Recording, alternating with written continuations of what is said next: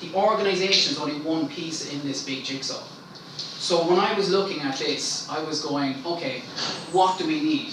We need people, we need businesses, and we need the education system to be more agile, okay? So what I mean by that is, it's not good enough if the people here in the room and people in general are agile to industry changes, okay? So I'm willing to move from one job to another job or one industry to another industry. That's great, if I can understand it, okay?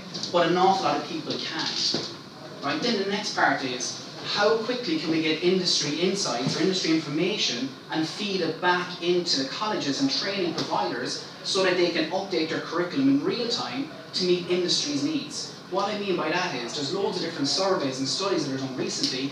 One in the United Kingdom said 60% of actually owners said that graduates that were coming out with engineering qualifications didn't even have the traditional skills. Like, that's startling.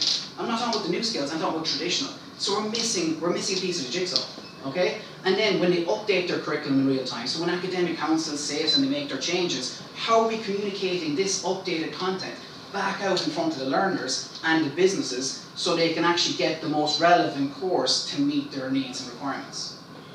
At the moment, we're missing two parts of that jigsaw in my mind. You have a lot of big companies and they can have a system for employees, but we're lacking a system for everyone, okay? If you take my own personal experience, so back in 2016, I got approached to run a consultancy company by two gentlemen. They were looking for someone with a HR background, learning and development, and project management. I was in the military, right? Normally when someone looks in the military, you see camouflage uniform, you see guns and bullets. But what they saw a person that had a business degree, HR, a person that had a certain learning development, and had done learning development at various different levels of a large organisation.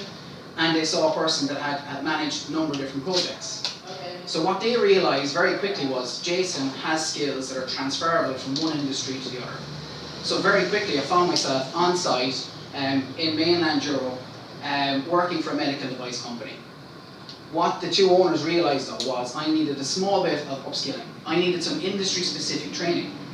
And by doing that industry specific training, it gave me the professional agility that was needed to move from one industry to the other. That was great that they saw that, but the vast majority of us actually don't see those type of opportunities. 4 years ago, this October, so 4 years ago in October, I woke up at 3 o'clock in the morning and we had 480,000 people on pandemic unemployment payment in this country. And we weren't alone, you could see it across the globe. Industries were decimated by COVID. You had people with mortgages, with families, with kids, nieces, nephews, etc. All of a sudden, you know, their industry had been absolutely decimated by COVID. But where were they going to go next? There was no system that was going to show Jason Culloty, who was on pandemic unemployment payment, where the opportunities were. If I had a skills gap, what training then would actually plug directly in to show me what course I could do in order to be able to compete for that job. So when that happened, I said, I need to do something about this, and I started building Skills Vista, and I've been building it for the last 4 years. And now we have a 4-sided platform that looks after students, job seekers, businesses, and industries, and we're pooling all that data into one central database, and we can inform colleges, training providers, etc., of industry's needs. For me, for professional agility, everything needs to work backwards from what the labour market needs, not what academics think they need. So like, if you're going on a course, why do we go on a course? For me, unless you're extremely privileged, you go on a course in order to get the job you want, in order to get a quality of life, to be able to provide for your future wife, your future husband, your kids. So unless it's directly connected in with a job, again, I think we're missing a trick. So just a show of hands here, actually, like, who thinks professional agility is really important? Just put your hands up. Okay, you're looking at 90% of people who put up their hands. Super, thank you. The next thing is, how big is the problem? So on the left-hand side of the screen, you're going to see some stats that actually pertain to Ireland. I attended the National Skills Bulletin last year by Solus. So Solus coordinates 1 billion of our training fund every year towards supporting people for upskilling. On the top left, you can see they have said that 1.5 million people will need upskilling by 2035. I actually think that's conservative, right? Because Gartner's Talent Lens did a recent survey and they said 33% of the skills used 3 years ago are now no longer valid. So basically, technically, if you look at that, you multiply it by 3, in 9 years' time, all the skills would have been replaced. So realistically speaking, I think that's a conservative number. And then the second number that you see up there is 650,000. They anticipate that 650,000 new jobs are going to be created in the next 11 years. How are we going to fill them? What do they look like? How can I move from A to B and on to C? At the moment, we're not showing people how that easy that transition is going to be. On the right-hand side, on the bottom left of the screen, you can see a study that was done by the Chartered Institute of Professional Development. They interviewed all of the Irish, a large portion of the Irish businesses, and 85% said that they're struggling to recruit and upskill people. Again, professional agility is critical to that. On the top right, you can see a stat that's actually to do with corn ferries. We talk about artificial intelligence. There's nearly fear-mongering going on that, look, it's going to take all our jobs. Corn Ferry did a recent study that said that even if we fully embrace artificial intelligence, by 2030, we're going to have a human capital deficit of 85 million people. So companies are going to be screaming out and crying for people to fill roles, and they're going to be missing an opportunity. It's going to have an impact on their turnover, and it's going to have a massive impact on the global economy. The OECD have done a study, and 1.1 billion people need upskilling in the next 10 years, but in what areas? Again, everything needs to work backwards, in my mind, from the labour market.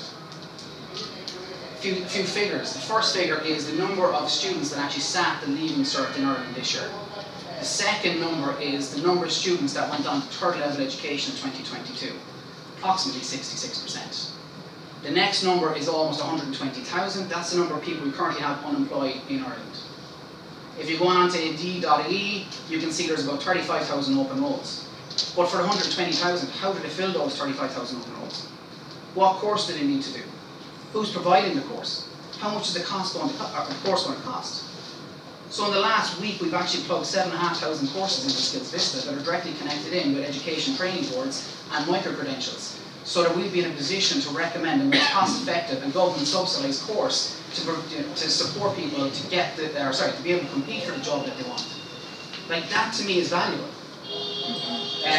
The other thing, when you look at like 2.5 million people, it's when you start looking at 650,000 new jobs, 2.5 million people, they're probably going to transition to different roles. How did it transition?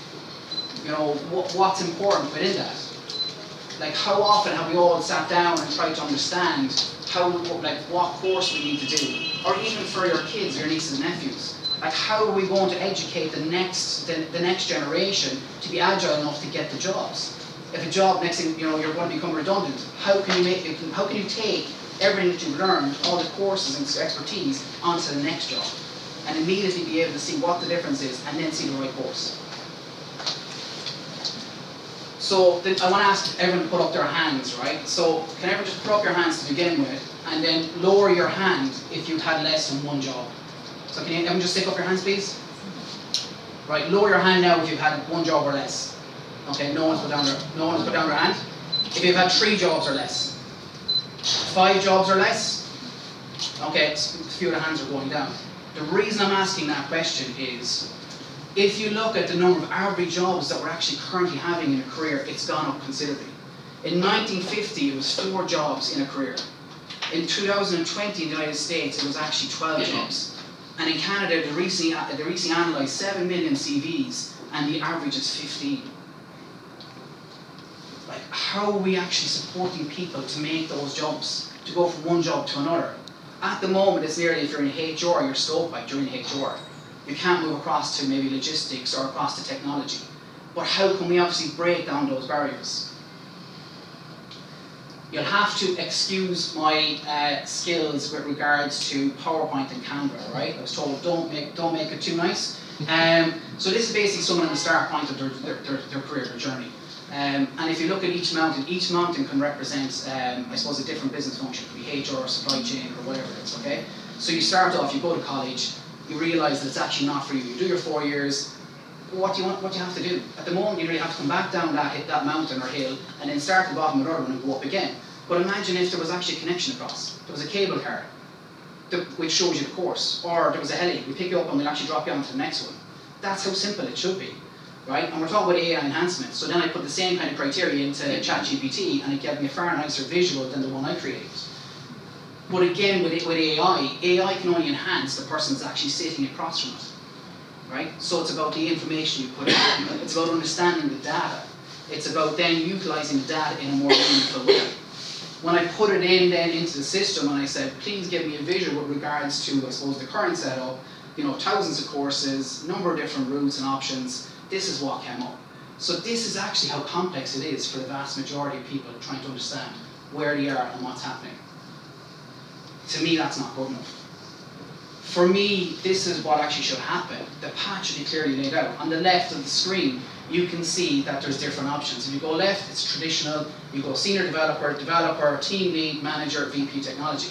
If you go right, it could be a quicker way. You might get involved with a startup, another tech company. You might become a senior developer, CTO, etc. very quickly. But then on the right, you can see that there's an awful lot of actually businesses and industries that have that role. And you can transition from one to the other. You may need a small bit of training, and then we're going to be able to show you what that training looks like. The next thing then is, you know, with regards to understanding, like a civil engineer's role 12 months ago to a civil engineer's role today, with a good system like ours, you'll be able to compare the skills profile from one to the other, see what the skills gap is, and then be able to inform colleges and training providers to update their curriculum in real time. That to me is critical. So do we want a more holistic solution is the question I'm asking. I think so. We've been building it for the last 4 years. So for me, technology is critical to this. Companies and people need a holistic tech solution. We need to connect the dots, and AI will help us to do that. Thank you so much.